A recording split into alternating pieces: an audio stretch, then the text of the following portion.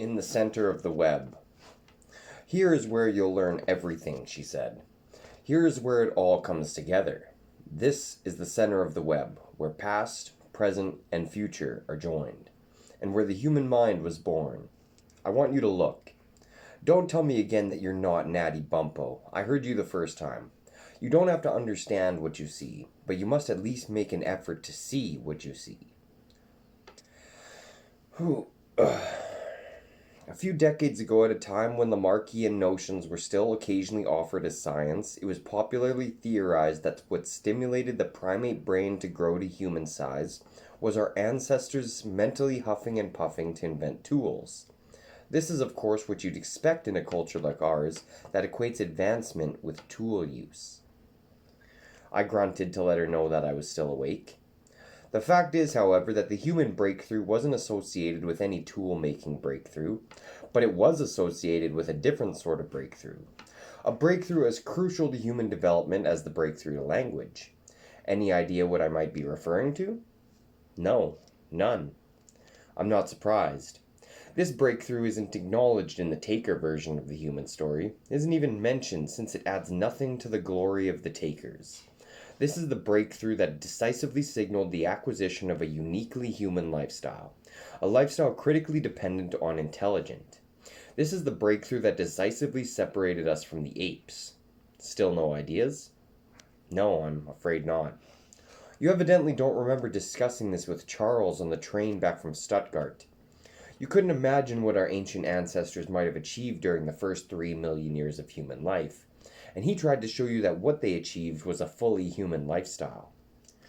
Yes, I remember now, that conversation got rather overwhelmed by events. Travel among the gorillas and the chimpanzees and the orangutans, and you will be, or should be, struck by the fact that their lifestyle is nothing remotely like the lifestyle associated with even the earliest humans. The earliest humans, unlike those from whom they descended, were hunter-gatherers. Throughout the rest of the primate order, all are merely gatherers, foragers. They will and do kill for food opportunistically, but none live as hunters. Among the primates, only humans are hunters, because among the primates, only humans have the biological equipment to make hunting a mainstay of life. And that equipment is strictly intellectual. Humans could only succeed at hunting one way. They couldn't succeed the eagle's way, or the cheetah's way, or the spider's way. These were out of reach. They found their own way to succeed, a way that was out of reach of any other species on Earth. Do you understand what I'm trying to tell you, Jared? We didn't become human banging rocks together. We became human reading the tale of events written here in the hand of the god. She opened her palm to show me what she meant. I'm not an expert tracker, Jared, not by any means. Natives of this region, any of those Mesolithic hunters I mentioned earlier, would be able to tell you about things that had happened here days ago. Literally, every slightest mark you see in the dust here is the record of an event, even if it's only the track of a wind-blown leaf. They'd be able to identify every creature that left a mark here in the recent past. And they'd be able to tell you when it was here and what it was doing, whether it was hurrying or moseying, looking for something to eat, or trying to get back home. I picked this spot to settle in because I could see that something had happened here that I could probably figure out.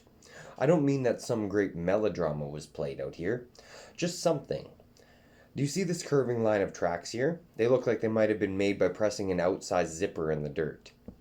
Yeah, I see them, now that you point them out. This is the track of a beetle. I haven't the least idea what species, obviously a hefty fellow. The spoor is pretty fresh, not more than a few hours old. You can see where it crosses an older track here, the track of a squirrel. Surprisingly enough, I do see it.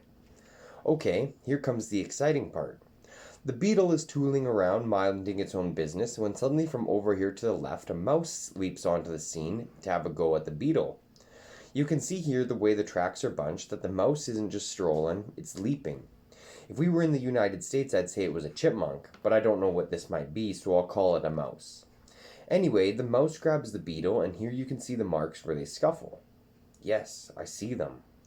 Now the mouse tracks continue off to the right, and the beetle tracks are seen no more. So what's written here is that the mouse has snaffled itself a beetle snack. We got ourselves back up into a sitting position. The first thing, reading the signs. Very impressive, I said. Very unimpressive, believe me, compared to what a real tracker could do. But good enough for our purpose. There are several things I want you to see from this. The first thing is this. Chimpanzees make and use tools, so tool making and tool using are not uniquely human. But the reading I've done just here is uniquely human. Of course, what I've done so far is only a sample of the hunting process. It's like a still from a motion picture which can suggest a mood and a theme, but can't convey the process of the film, which is intrinsically motion. At any moment during the hunt, the hunter is considering these questions. What was the animal doing when it made this track? How long ago was it here? Which way was it heading? How fast was it going? How far away will it be by now? Keeping in mind the season, the time of day, the temperature, the condition of the ground, the nature of the terrain, and of course the typical behavior of the animal being tracked, and other animals in the neighborhood as well. Here's a small example. One day an anthropologist was tagging along with a Kung hunter in the Kalahari. Around noon they abandoned one hunt as hopeless and started looking around for something else to go after. Soon they came across a gemsbok track the hunter judged to be just a couple hours old. After half an hour of tracking, however, the hunter called it off. He explained that the track hadn't been made that morning after all, pointing out as proof a gemsbok hoofprint with a mouse track running across it. Since mice are nocturnal, the gemsbok track had to have been made during the night. In other words, this particular gemsbok was long gone. Yes, I see. Now this isn't a feat of observation and ratiocination that's going to win that Kung hunter a Nobel Prize, but it's a feat that is light years beyond anything our nearest primate kin is capable of. An ape with the right sort of training may persuade you that it's doing what we do when we talk. But no ape with any amount of training will ever persuade you that it's doing what this Kung hunter was doing when he tracked the gemsbok. I'm sure you're right. This is what I'm proposing here, Jared. We didn't cross the line when we started using tools. We crossed the line when we became hunters. Our non-human ancestors were tool makers and users, but they weren't hunters, because they didn't have the mental equipment to be hunters. In other words, we became human by hunting. And of course, we became hunters by becoming human. And by the way, hunting is not an exclusively male activity among Aboriginal peoples of today, so there's no reason to suppose that it was an exclusively male activity among our earliest human ancestors. Excuse me, I hope this won't sound like an inquisitorial question, but it sounds like you're saying that we hunted before we were hunters. How can you hunt before you're a hunter? How can you fly before you're a flyer, Jared? I'm not sure I understand what you mean.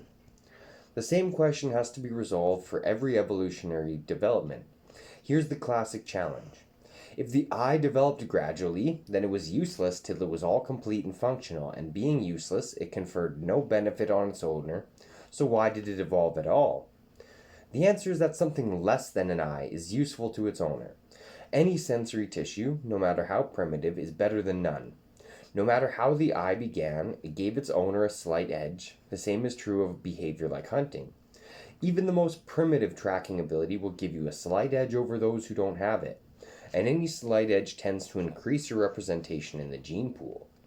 As the hunter's representation in the gene pool increases, the behavior spreads, and in each generation the best hunters, even if they're well below modern standards, will have an edge and will tend to be better represented in the gene pool.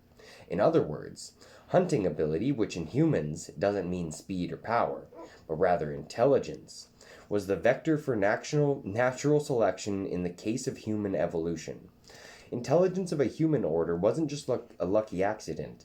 It didn't evolve just so we could have beautiful thoughts. It seems like language would have a role in all this. Of course it did. I told you we became human when we developed a new lifestyle.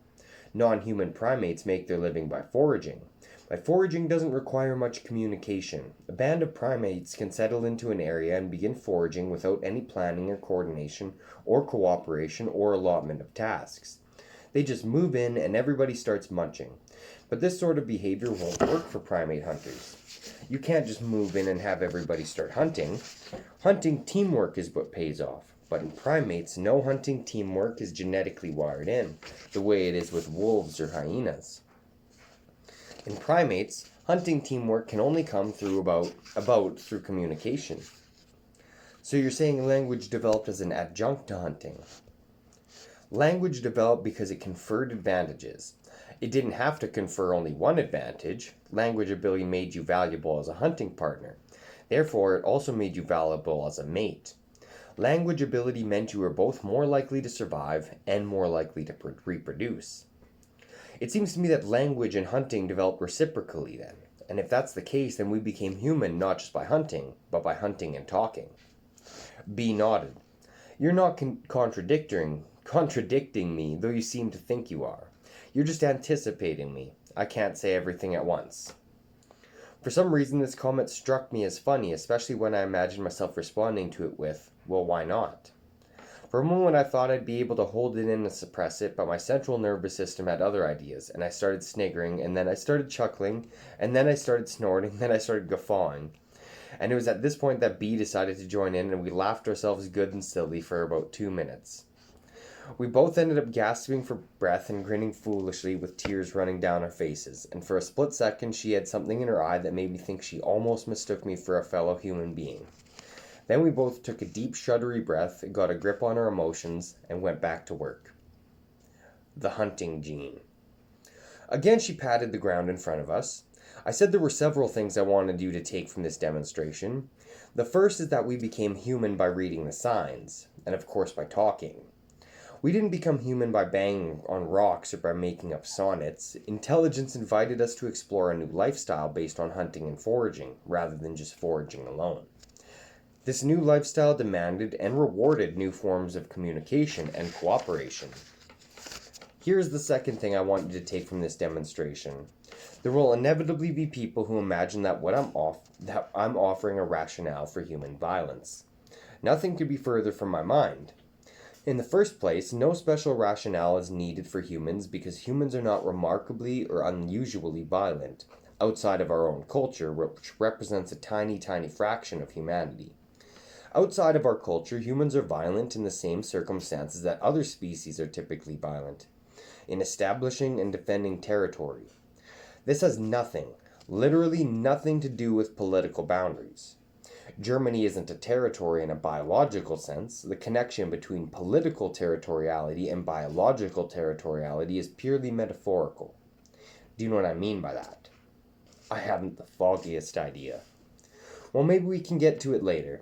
Just at the moment, I want to make sure you see that, outside of this one deranged culture of ours, we humans are not more violent than other species, and it wasn't hunting that made us as violent as we are. Our foraging ancestors were just as violent. Non-hunters were just as violent. Vegetarian species are just as violent. Nor are we the only species whose members visit violence on each other. Nothing could be further from the truth. Aside from predation, virtually all violence observed in the biological community is intra-species violence. I can't explain everything here all at once, so you'll have to follow up on this on your own if you're interested. There will be people who would take what I'm saying and make out of it an endorsement of sport hunting. Again, nothing could be further from my mind. The fact that humans evolved as hunters didn't implant in them an irresistible urge to slaughter wildlife. The successful hunter isn't the one with the most bloodlust. Bloodlust is not required. It's irrelevant. Watch the hunters in the wild and you'll see this. They don't go about their business frothing at the mouth, and they don't kill gratuitously. Excuse me, I said, and again I hope this won't sound inquisitorial. It seems to me that I've read about archaeological finds of vast kills of bison that apparently were mostly left to rot by human hunters. They killed them, picked out the parts they wanted, and abandoned the rest. Improbable as it seems on the basis of the facts you've just mentioned, these were not gratuitous or wasteful slaughters. Hunters in the Old West, hunters of our own culture, could have explained it.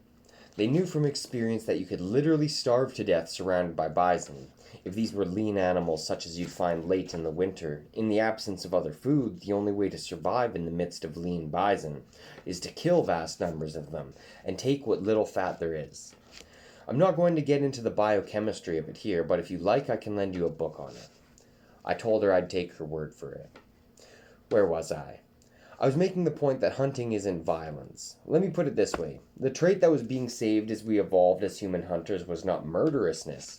It was talent for observation, deduction, forecasting, cunning, stealth, and alertness. These are the qualities that make for success as a hunter, and they're not at all specific to hunting. If there were, then we would indeed be irresistibly impelled to hunt. But there are things that we're irresistibly impelled to do, and you can see them here. She patted the ground in front of her.